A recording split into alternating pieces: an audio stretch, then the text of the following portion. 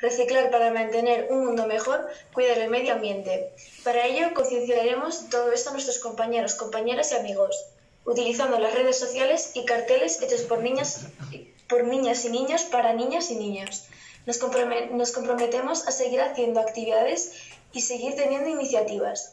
También respetar las normas de sanidad instauradas en estos momentos. No somos ni los niños, ni las niñas, ni los adolescentes, en su mayoría, la parte de ciudadanía más incívica e irresponsable. Todo lo contrario, hemos demostrado cumplir con las recomendaciones sanitarias, ya que la mayoría de contagios se han producido a partir de los 16 años. Nos comprometemos a escuchar la opinión de los demás, también la de los adultos y adultas, a respetar las opiniones de todas y todos y así poder desarrollar una participación más enriquecedora. Nos comprometemos a ayudar cuando una persona se sienta mal, a que nadie esté sola y a que todos y todas nos sintamos apoyados.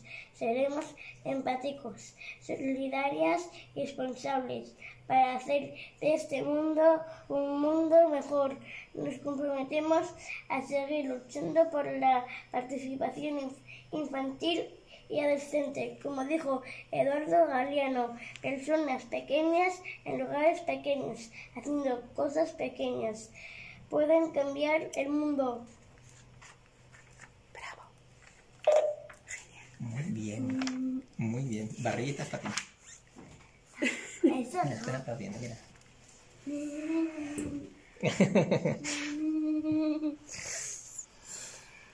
Muy bien, Violeta.